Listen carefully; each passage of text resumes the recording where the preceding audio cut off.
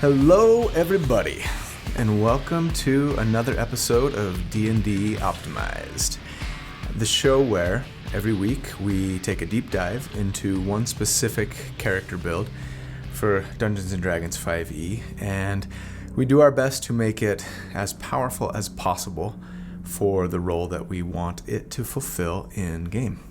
So, if you, like me, enjoy creating characters in Dungeons and Dragons for Booming Blade.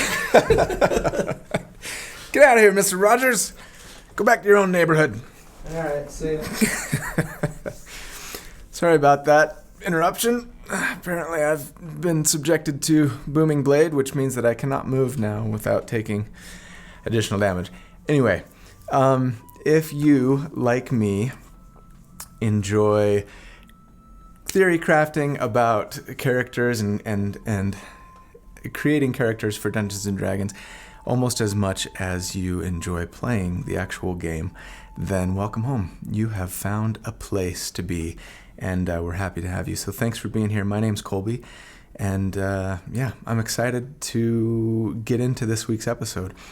So I kind of alluded to or foreshadowed this a little bit in my DMs episode from last week, for those of you that saw that. I don't know how often I'm going to do this. I'm a little nervous, to be honest with you, about my plan for the episode this week. I don't know how often I'm going to do an episode like this. It will depend largely on you guys. If you really like what I do with this build and the feedback is overwhelmingly positive and it gets a lot of views and likes and comments and things, then I'll probably do more. If, on the other hand, the reception is somewhat lukewarm and, people are just kind of like, yeah, that was kind of cool, but meh, then I probably won't do a lot more. So please do let me know one way or the other if you really like it or if it was kind of meh to you. What am I talking about? Okay, so typically when I create a character for Dungeons & Dragons, I will usually try to create the most powerful version of the character, for the class that I want to play, for the role that I want it to play in game, and try and create the most powerful character that I can with that in mind, and then sort of build the story around it. I understand not everybody does this. That's me. But for a long time now, I've actually had this very strong desire to do kind of the opposite for this one particular character concept that I've been thinking about, and it is to create a character who has this innate sort of magical power within themselves that is manifest only through physical touch. So, think Rogue from X-Men maybe, right? That when she touches somebody, it has this sort of stunning effect on them. So it's very corporeal, and the only way that this character can do harm or even heal others is through actual physical contact with their body. Maybe they have these warring factions within themselves for good and for evil, and they're struggling to control it. I don't know, but that's kind of the character concept that I've wanted to try and create in game. My worry has been that it would be really weak in combat, and so I've never really done it.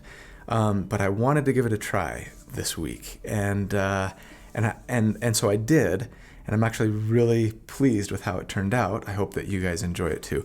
So here are the rules that I'm giving myself for this build. So I'm kind of arbitrarily limiting myself in some ways in order to sort of realize this concept.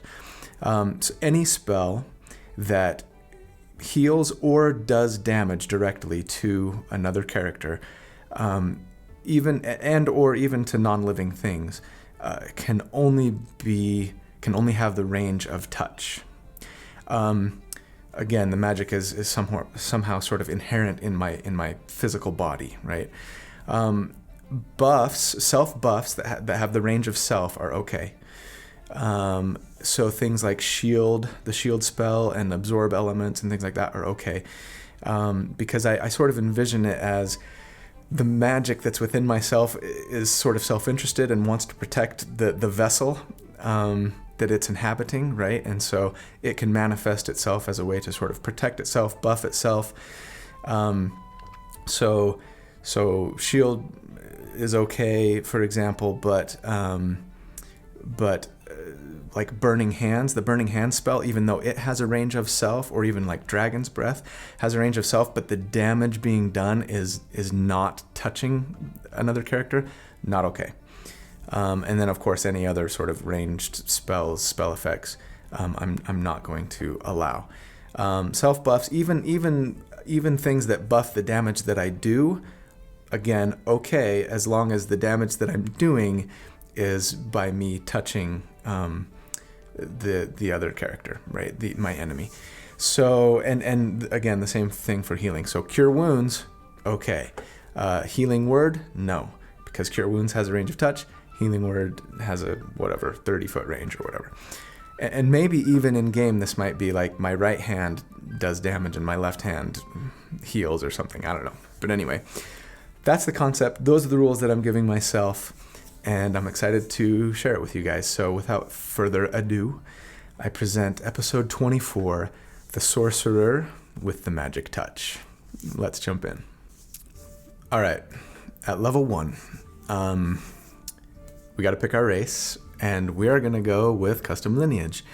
Because we get a +2 to an ability score, we're taking Charisma, and we get a free feat. And you know, there are alternative races that would work well for this. You may have your own in mind. I like a kobold here because they get advantage on their attacks if they're standing next to an ally, which is fantastic, right? Who doesn't want advantage?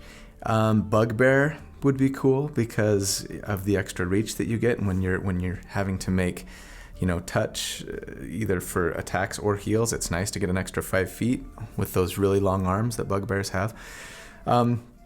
If you took a different race, eventually your damage per round would catch up to the Custom Lineage option that I'm recommending.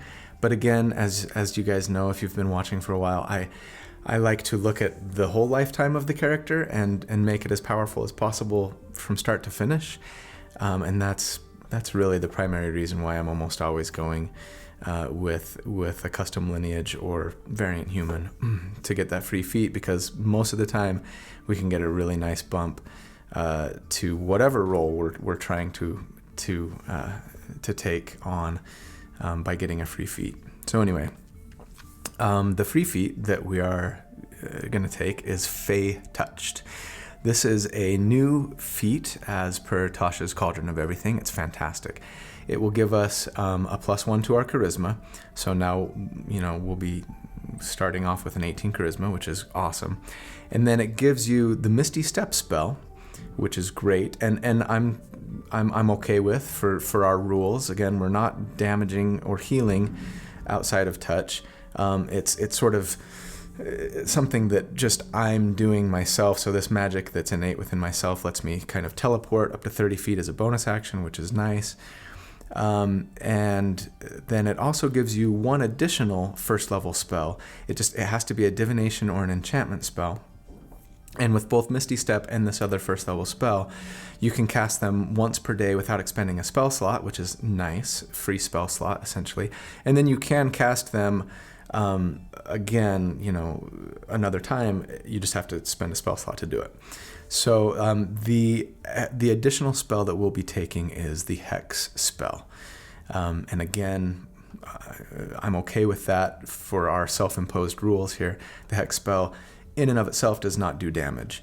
It just adds to the damage that we will be doing when we make an attack, right? So it's going to be doing an extra d6 of damage, plus it gives the enemy a nice little debuff of, on one of their ability scores, essentially, of your choice. As for your abilities, assuming point buy as always, we'll start with a 15 charisma because we are a sorcerer. Did I mention that? I think I mentioned that.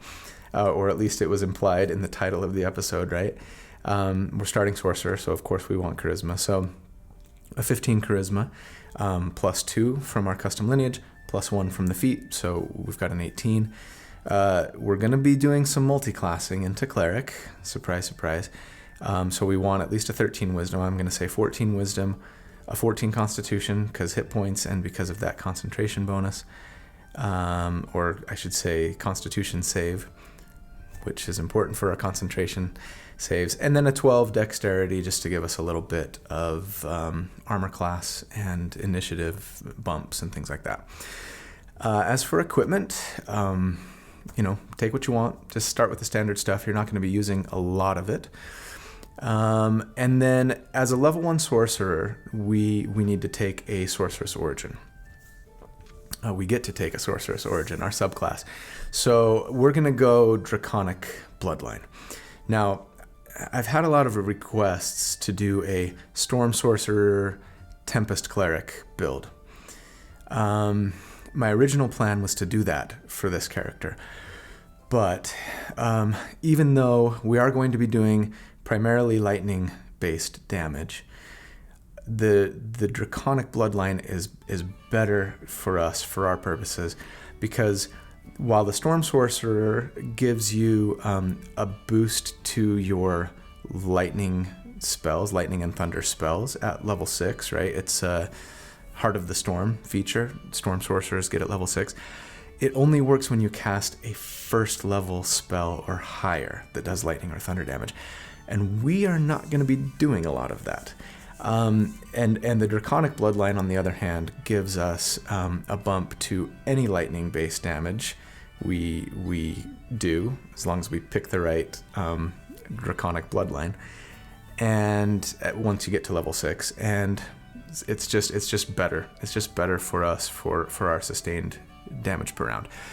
If you want to go Storm Sorcerer, go Storm Sorcerer. But I prefer Draconic Bloodline. Hopefully it will tide over all of those people that were hoping to see a Storm Sorcerer Tempest Cleric build, because we're basically doing the same thing, right? Draconic Bloodline, like I say, will give us both a nice damage bump eventually and some fantastic survivability bumps early on. And that's important for us because we are a sorcerer, D6 hit die, right? Really weak and really crummy armor class, but we have to touch everything to do damage, so we're going to be in melee range.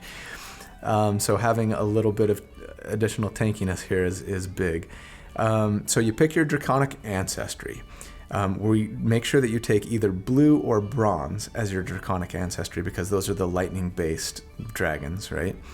And that will be important for us. And then we get Draconic Resilience as well, which gives us an additional 1 hit point per sorcerer level, which is great. That basically makes us the equivalent of a D8 character instead of a D6. And natural armor. So you get a 13 armor class plus your dexterity bonus when you're not wearing armor, and we won't be, not for a while anyway. So our dex bonus is only a +1, so now we're at a 14 armor class, which isn't fantastic, but it's a lot better than 10, which is where we would have been, right? So for spells at level 1, of course, you get some cantrips, you get some level 1 spells. The most important thing to take is the Shocking Grasp spell. This is going to be the primary source of our damage and our attacks that we make round after round. So Shocking Grasp, you have to make a melee spell attack, and you've got to be able to touch the enemy that you're attacking. It does a D8 of damage, but it is a cantrip, so it will scale at 5th, 11th, and 17th levels, right? And there's a couple other nice little bonuses. If it's against an enemy wearing metal armor, you get advantage on the attack. And that was kind of one of the reasons why I didn't want to go kobold, because I figure fairly often you're going to be attacking enemies with metal armor. I don't know. Depends on your DM and the adventure you're running, I suppose. But I hate the idea of wasting a feature. But anyway, Advantage against enemies with metal armor, and then if your attack hits, they can't take reactions until their next turn. So they're sort of shocked, stunned, right? And they can't take reactions, which, is really nice, especially for some enemies, especially if you have friends that want to get out of range, or if you yourself want to maybe take a step back to keep yourself safe. The other spells that I recommend here are the shield spell, which we often take as casters, right? It lets you, as a reaction, when you would get hit by an enemy attack, as a reaction you cast shield, and it bumps your armor class by 5 until your next turn, potentially causing that attack to miss. Really great for us to keep us alive. And the absorb element spell, another great go-to defensive spell that, when an enemy makes an attack against you with an elemental based spell, right? Fire, cold, acid, etc. It lets you essentially have resistance to that damage, so it cuts it in half, and then on your next attack, you get to add a d6 of that damage type to the attack you make. So that's level 1. At level 2, sorcerers get Font of Magic. This is where you get your sorcery points. Okay, so you start off with 2 sorcery points, and they can be used for a couple of things. One, for meta magic options, which we don't have yet, which is a little weird to give us points that we can't use for. But anyway, and then also for flexible casting. So you can use your sorcery points to create spell slots, or conversely, you can burn your spell slots to create sorcery points, which is actually what we are going to be doing a lot of. When you do that, you get 1 sorcery point for every level of spell slot that you burn. It costs a bonus action to do it, so keep that in mind, and I would advise maybe out of combat burning a few spell slots that you don't think you'll need, hopefully, to get enough sorcery points to get you through your next combat encounter.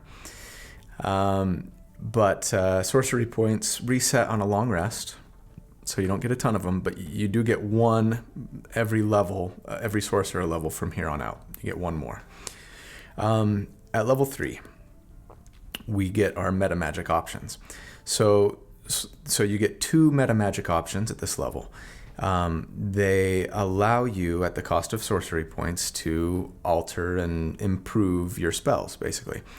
There's a lot of great ones, but the one that we are primarily interested in is Quickened Spell. So Quickened Spell costs 2 sorcery points, and when you spend those sorcery points to quicken your spell, it basically lets you take a spell that has a casting time of 1 action and instead cast it as a bonus action. This is essentially going to allow us to get 2 attacks per turn when we burn sorcery points, right? So we're going to do Shocking Grasp, which is a cantrip with a casting time of 1 action, and then we're going to quicken it for 2 sorcery points and cast it again. It's pretty decent damage for our level because it's a 1d8 each time, so now 2d8 on your turn when you've got the sorcery points to burn. And keep in mind that you have the Hex spell, so you're adding a d6 of damage to each attack that you successfully make. Thanks to our... So Shocking Grasp is great here for a couple of reasons. The lightning, and because it's a cantrip that will scale, right? Like I've mentioned, and it's not going to take up our spell slots, therefore allowing us to burn a lot of those spell slots to get more sorcery points and keep our damage per round up without having to worry about not having spell slots in order to do damage, right? This is all based on the touch restriction that we've imposed upon ourselves. Other good options for meta magic. So you've got Twin Spell. That's a good one. Basically, it would let you, for 1 sorcery point only, you would Shocking Grasp and then twin it, and you could affect 2 targets as long as they were both in range. So they would both have to be within 5 feet of you for this to work. But it's cheaper than Quicken Spell. It does the same damage to 2 targets instead of extra damage to 1. But it can be good for us, especially right now as we are early on we're trying to conserve our sorcery points. We won't have enough really to kind of burn them every single round, right? Empowered spell is a good option. It only costs 1 sorcery point. And basically when you roll damage, you hit them with the shocking grasp in our case. If you roll crappy damage, you can spend a sorcery point and re-roll that damage. There's a new option as per Tasha's called Seeking Spell. If you miss the attack, you can spend 2 sorcery points to re-roll the attack and hope that it hits. That's nice. It's expensive. 2 points is expensive, but something to consider. I was really excited about Transmuted Spell at first, another new meta magic option, but it only costs 1 point and it would let you change another spell to lightning damage, which would be really cool for us, but it only works if it's another elemental type of damage. So fire, acid, cold, whatever. And I don't know of any really good touch-only spells that do fire damage or cold damage or acid damage or whatever. Maybe I'm missing one. Inflict Wounds, which is great, is necrotic. So is Vampiric Touch, which we'll talk about in a minute. So unfortunately, I don't think that does much for us there, Transmuted Spell. But anyway, level 4. We get an ability score increase or a feat, and I would want to bump my charisma. So we're going to take our charisma to 20, and it's capped already at level 4. That's fantastic. Of course, since we're making a melee spell attack here, everybody knows, right? We're using our charisma score to hit, to land that attack. So very important for us as sorcerers. Level 5, we get 3rd level spells. I didn't even mention 2nd level spells at level 3. Take what you want, knock yourself out, get something that's cool and fun and doesn't break our rules. Level 5, you get 3rd level spells. The only one I'm going to mention is Vampiric Touch. Since Tasha's Cauldron of Everything, it is now available to sorcerers. And at first, it seems really great. It requires our concentration, but once we cast it on ourselves, then when we make a melee spell attack and we touch our enemy, it does 3d6 of damage, which is pretty good. And then you drain half of that damage back to yourself as healing. It lets you heal yourself. So that's really cool, right? Some potential drawbacks to it when compared with what we were already doing, right? So again, it requires your concentration, meaning you don't get to use Hex. So we do 3d6 of damage on an attack as opposed to 2d8 because we're level 5 now and our cantrips scale at level 5. So Shocking Grasp now does 2d8 plus 1d6 for Hex because we didn't have to use that's what we're using our concentration for, right? And that's just a little bit better damage. It's even better if we're burning sorcery points because we get an extra d6 on both attacks, right? So you're potentially giving up 2d6 if you used Vampiric Touch. It's not lightning based, which is going to matter to us in a second. And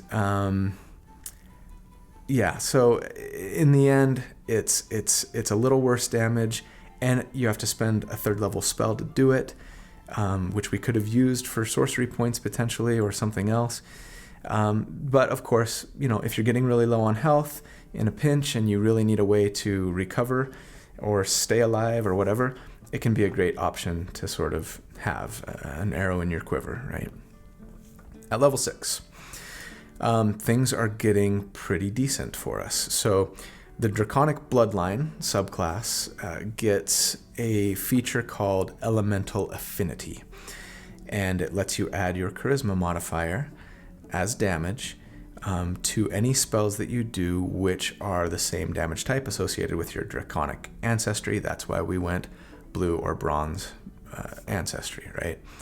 So now when we cast Shocking Grasp, we get an extra 5 damage because that's what our Charisma modifier is at. And that's really pretty decent. So in combat, so damage report. In combat, I'm assuming that every round we're casting Shocking Grasp for 2d8 plus a d6 for Hex, plus 5 for our Charisma modifier, and then burning 2 sorcery points to do that again. Now, that's a total of 4d8 plus 2d6 plus 10 if both of your attacks land, which is really pretty good. At this point, we have 6 sorcery points because we're level 6. And if we were to burn all of our spell slots to get sorcery points, it would give us 10 more for a total of 16. I'm not saying that you should. I'm just talking about what's possible, right? Admittedly, that's only 8 uses of Quicken Spell per day. Not completely sustainable, if we're being honest with ourselves, right? Use Twin Spell, in my opinion. Use Twin Spell when you can to help conserve some of those points and still keep our damage up. But, so again, not completely sustainable. I'm going to say close enough for now. Cut me some slack. I'm fighting with one hand tied behind my back here, and before too much longer, I think it will be fairly sustainable. But anyway, against an enemy with a 10 armor class, you will be doing 35 damage per round on average. That goes up, of course, if they're wearing metal armor, because you have advantage. But I'm not going to assume that they are. And against an enemy with a 15 armor class, you are doing 26 damage per round. Not amazing, but not horrible. At level 7, we begin our sojourn in the wilderness. We are Cleric 1. We're going into some Cleric levels here. The next few levels are the winter of our discontent. It hurts. It hurts really bad because our damage per round is going almost nowhere. But we are laying the foundation for a glorious future. And once we have passed through the valley of the shadow of death and other metaphors, we're going to emerge glorious on the other side. So bear with me. There are a few reasons to go Cleric.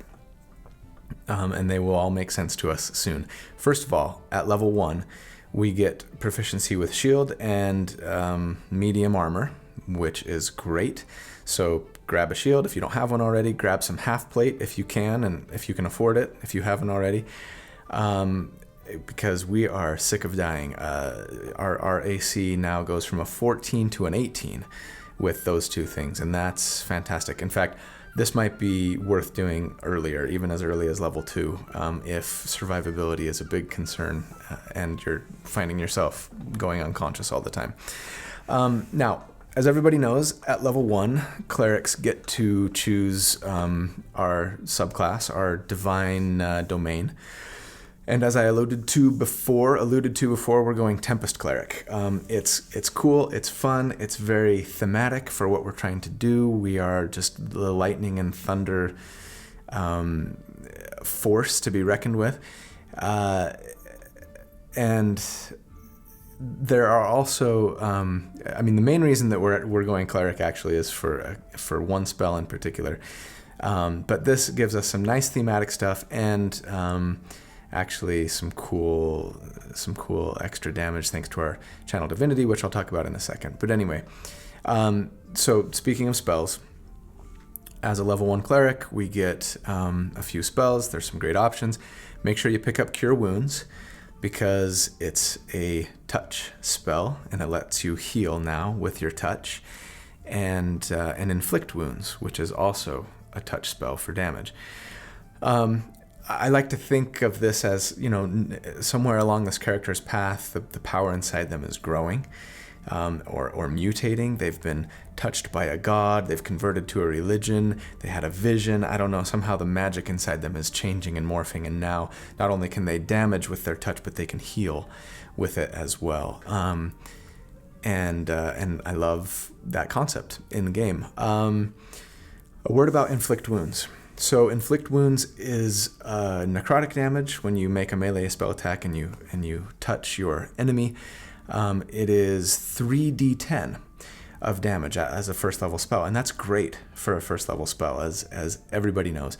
Unfortunately, it's not lightning damage, right? As I said, it's necrotic. And so if we cast it and we hit, on average, we're going to be doing 16.5 damage with inflict wounds. By comparison, Shocking Grasp does 2d8 plus our charisma bonus because it's lightning. So that's an average of 14 on average.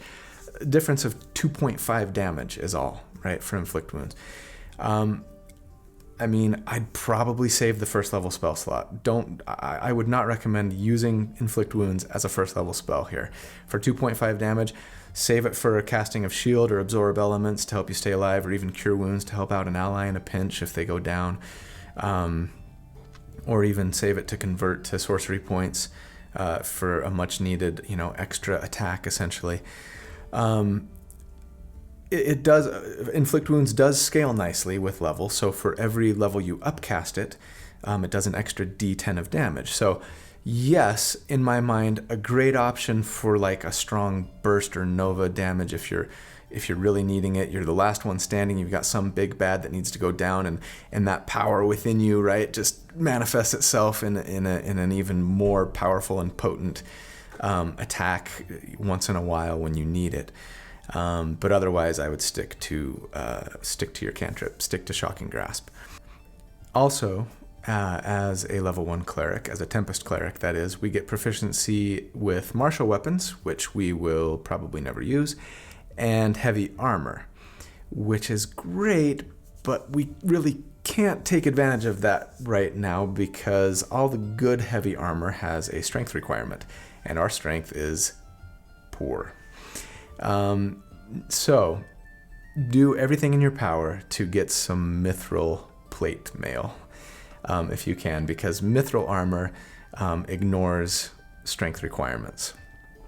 Let everybody in your party know that if some shows up, you get dibs. We also get, as a Tempest cleric, Wrath of the Storm as a cool feature. It lets you do damage to an enemy as a reaction when they hit you with a melee attack, when they hit you from melee range. It does 2d8 of lightning or thunder damage as a reaction to them, unless they make their dex save and they take half. You can do it twice per day because it's number of times your wisdom modifier per day. Our wisdom modifier is +2. I'm okay with using this for damage because I see it as somebody, essentially making an attack on your body and sort of, connecting with your physical vessel, right, where this innate magic is inhabiting, where the magic resides, and almost like, they sort of take damage by connecting with that corporeal form. It's like when Voldemort touches Harry Potter, it burns, or in this case, it shocks. Okay, level 8. We are a cleric 2. We get our channel divinity. So clerics and paladins, as most of you know, have a cool channel divinity option. Think of it almost like another sort of spell slot. We get to use it once per short rest. And it does cool things. All clerics get to turn undead, which I'm not going to talk about. And then the subclass cleric gets another feature for their channel divinity. Ours is called Destructive Wrath. And it's perfect for us thematically. Basically, when you do lightning damage or thunder, you use your channel divinity, and then instead of rolling the dice, you just do max damage for that lightning or thunder.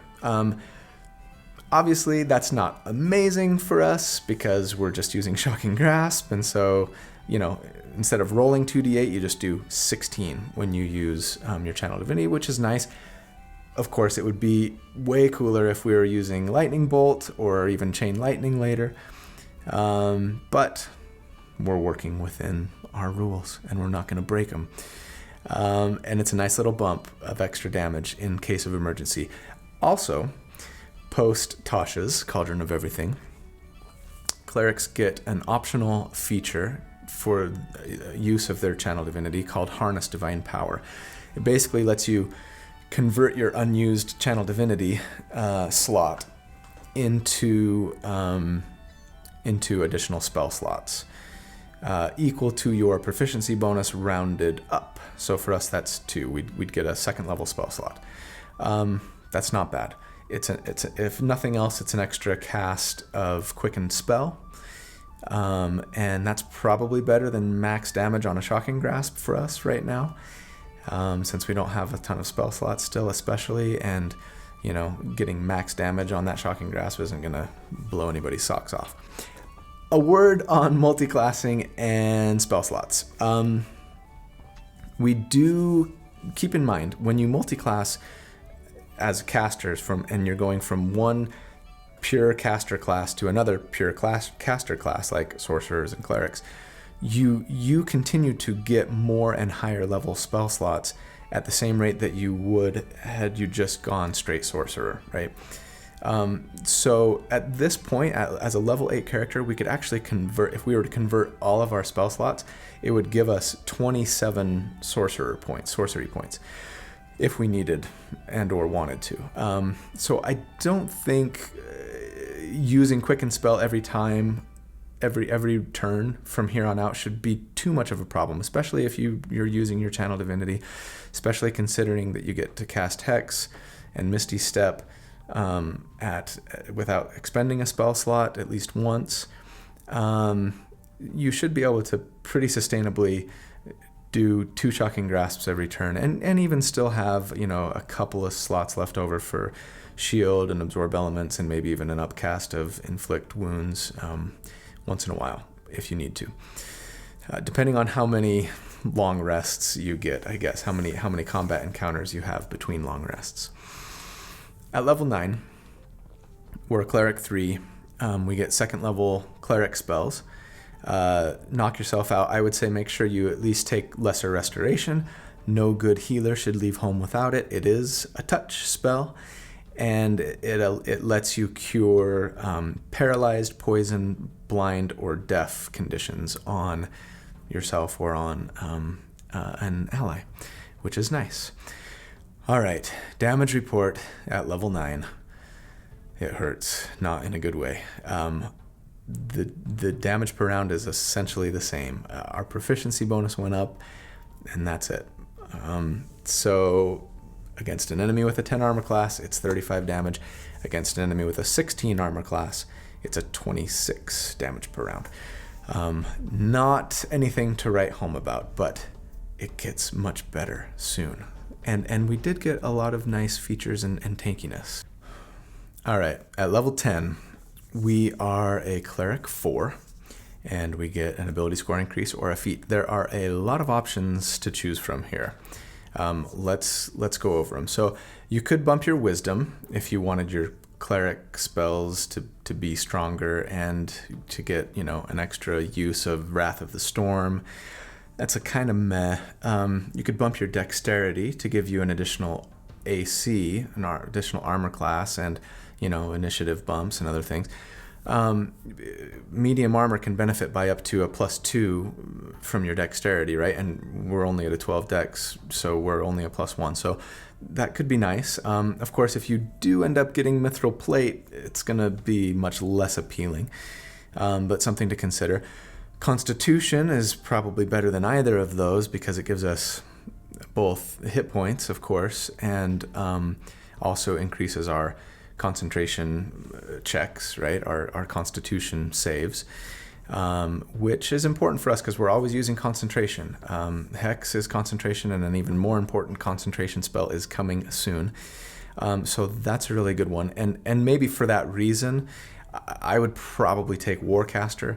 Again, Warcaster will give us advantage on our concentration checks, which is even better than a +1 to our Constitution, and has the nice benefit of letting us cast a spell, and in this case, Shocking Grasp, right, as an opportunity attack. Previously, we were, I don't know, if we ever got an opportunity attack, we were, whiffing at somebody with a rapier or something. So anyway, that's nice. The only other one that I'd maybe consider, and I might say, take next time, is Elemental Adept. So this feat is nice. It lets you pick one type of elemental damage, lightning, of course, for us. And now you get to ignore resistance to that damage type when you do lightning damage. That can be really nice depending on what monsters you're fighting, right? There's not a ton of lightning resistance monsters out there, but they exist. And maybe your DM's going to homebrew a bunch of them just because they don't like you. And also with this feat, when you roll a 1 on the damage, when you do lightning damage and you roll the dice and it's a 1, it counts as a 2. It'd be nice if you could re-roll it, but hey, it's a very so minor bump to your damage per round. But yeah, I'll probably go Warcaster, or at least if I were you, I would probably go Warcaster with this build.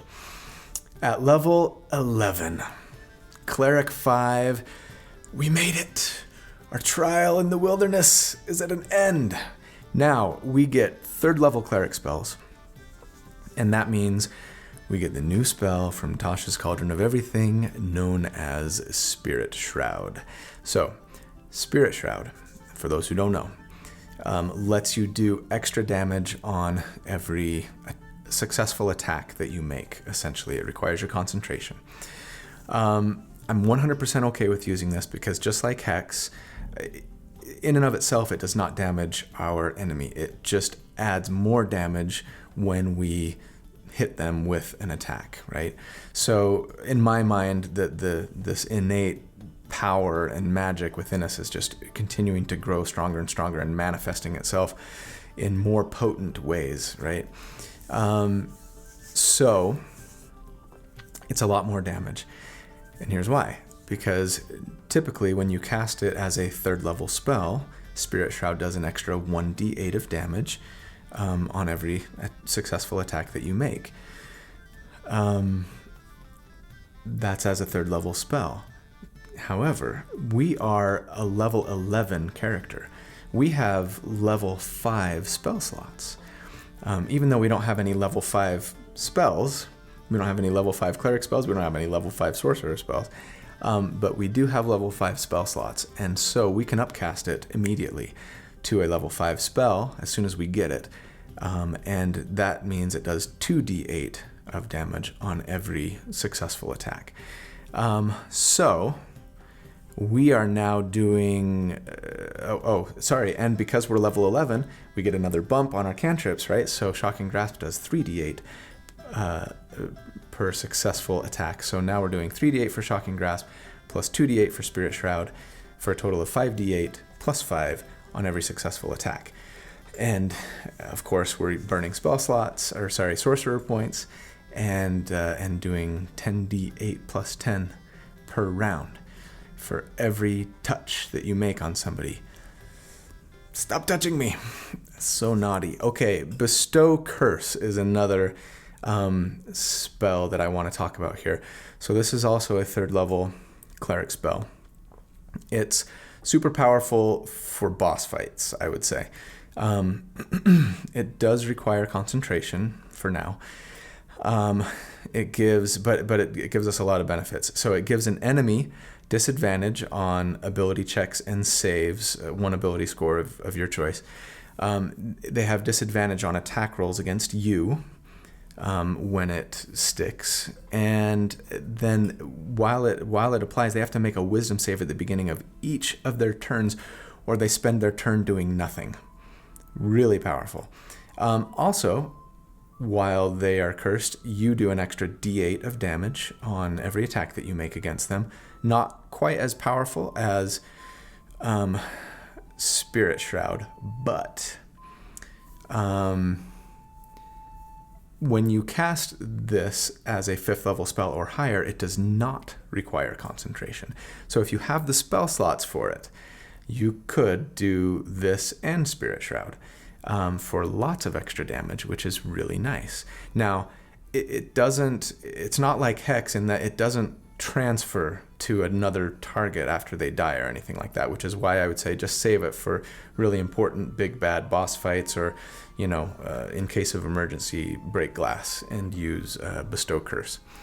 At level 12, we are a Cleric 6. We get 2 channel divinities per short rest now, which is nice. A little extra lightning damage or more spell slots.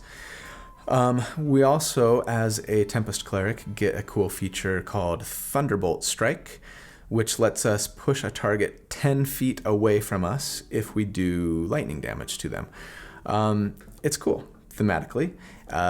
It will come in handy sometimes if you want to push your target off a cliff or closer to your Raging Barbarian or away from your support ally or whatever, or into the path of an area of effect spell or things like that. So that's cool. At level 13, we are a Cleric 7. We get 4th level Cleric spells. Knock yourself out. Just don't break the rules. Unless you really want to. I'm not going to stop you. But you'll feel really bad about yourself. We also have 7th level spell slots now as a level 13 character. So if we upcast Spirit Shroud, it does 3d8 per successful attack. So damage report. Now we're doing 6d8 plus 5 on every successful application of Shocking Grasp, which is fantastic. And against an enemy with a 10 armor class, we are doing 64 damage per round on average, all with our fingers. And against an enemy with a 17 armor class, we're averaging 48 damage per round. So that's much better than last time we checked in. It's still toward the bottom of the pack when you compare it, and you should check out the graphs and the spreadsheets in the show notes and the video description, right? To see how this build stacks up against other builds that I've done. It's still a little bit at the bottom of the pack, but I mean, considering the restrictions that we've placed on ourselves in order to sort of fulfill this theme, the theme of this character, I'm just thrilled to not be dead last. So, you're hanging out with characters like the Eldritch Sorcerer, the Munger, the Bard Locker, and those are all good dudes. They're super fun at parties, every one of them. And honestly, how many of your allies right now are doing 64 damage per round, right? I mean, sometimes pushing 100 even if you get good rolls. The Bear Totem Barbarian isn't. The Thief isn't. Your non-Beastmaster Ranger isn't. The Monk is definitely not, unless they are a Monk, Fighter, Druid, Warlock, Rogue that's a grappler. At level 14, we are a Cleric 8. It is our final Cleric level. A couple of decent reasons to go all the way to 8. First, the ability score increaser feat, which is just nice to get to. And I would probably take Elemental Adept here, as I mentioned earlier, just as insurance against potential resistance and for a fraction of a point of an increase to our damage per round. Of course, if you need tankiness, consider just bumping your Constitution instead. Also, there is a nice new feature from Tasha's here for clerics that we've talked about before, Blessed Strikes. So that lets us add a 1d8 of damage per turn. You only get to use it on one of your attacks, right? But an extra 1d8 of damage if it's a cantrip. And we are always using cantrips. So that's a nice little bump to a single attack. At level 15, we're going back to Sorcerer. We've decided that we no longer believe in our deity, and we're going back to our charismatic spellcasting ways. So really the main reasons for going back to Sorcerer are A, because I just want more sorcery points, and B, I want quicker access to our next feat and ability score increase. We don't get a whole lot from the class otherwise from here on out if we're sticking within our touch-only rules.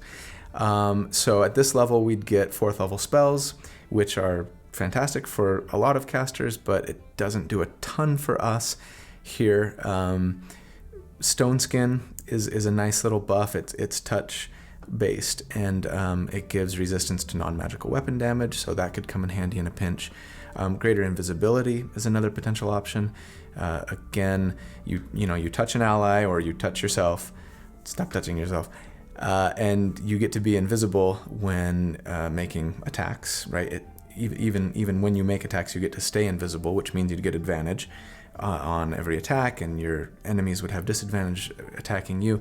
That's nice, but it's a concentration spell, and so it would cost you your Spirit Shroud, which means your DPR, even though it's giving you advantage on every attack, your DPR goes way down, unless we're talking about an enemy with a super high armor class, namely a 26 armor class. So if you're fighting someone with a 26 armor class, or you really want to impose disadvantage or need to be invisible for any other reason, I suppose, I would stick with Spirit Shroud.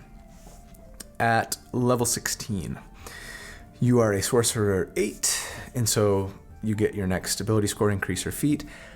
I'm probably going Constitution here, but of course, if you really want to be a better cleric, consider bumping Wisdom instead. At level 17, you are a Sorcerer level 9. You get 5th level spells. Have fun with that. Knock yourself out. And final damage report. If you actually want to burn your 9th level spell slot, because you have one now, to upcast Spirit Shroud, then it's going to do 4d8 of damage per attack, an extra 4d8 of damage per attack. And, a lot of people might say that's a waste of a 9th level spell slot. You don't have any 9th level spells, so it's probably your best use of that spell slot. So anyway, don't feel too bad about using it. And also, as a level 17 character, your cantrips get their final bump.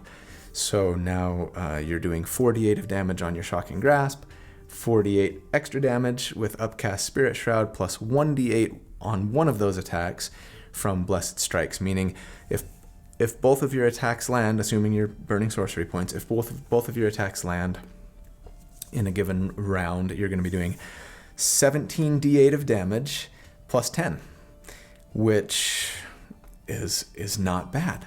So against an enemy with a 10 armor class, you're going to be doing 86 damage per round on average. And against an enemy with an 18 armor class, it's 65 damage per round.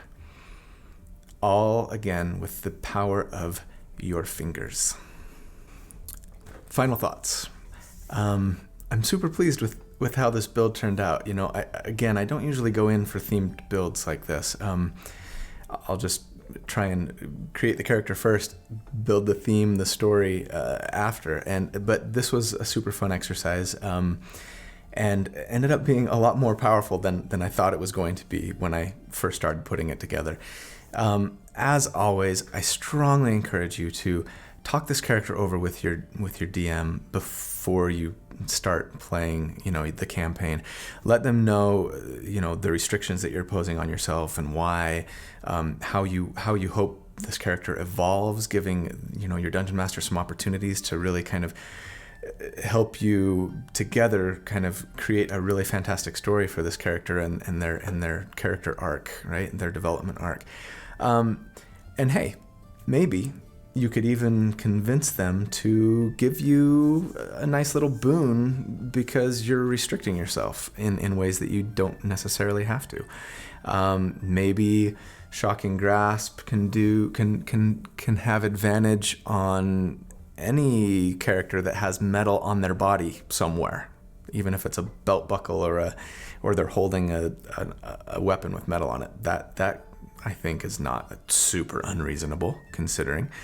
Maybe you could convince them to let you start with a magic item. A Bloodwell Vial, new to Tasha's, would be so awesome. It gives you plus to hit with your sorcerer spells, and it lets you regain some sorcery points periodically, once per day, I think, which is so super perfect for us. And, hey, speaking of your character evolving, I mean, of course, it could be really cool and fun to, at some point, decide that your power is evolving, and maybe something happens in game. There's some sort of, epiphany, some moment in the story where you have this evolution of your power and suddenly it can leap out from your body. You know, maybe it's inexplicable or you find out why at some point, right? But it's this game-changing moment where now, you know, this power, it can no longer be contained within, you know, your physical body, and now it's jumping out from you, and you're picking up lightning bolt or even chained lightning, which, you know, if you were to use chain lightning, as many people know and like to salivate over, if you use it with your Tempest Cleric Channel Divinity, you're doing, as a 6th level spell, you're doing up to 80 damage, because it's max damage, right? 80 not up to. You are doing 80 damage to 4 targets for a total of 320 damage in a single turn, assuming they all fail their dexterity saves. And even more targets if you can upcast it. If you're going to do this, go back to Sorcerer. I would go back to Sorcerer a little sooner. Maybe after Cleric 5 or 6, so that you can pick up Chain Lightning a little quicker. But you know what? No, don't do it. Stay true to the concept, to the touch concept. Actually do what you want. Make it your own. Have fun with it.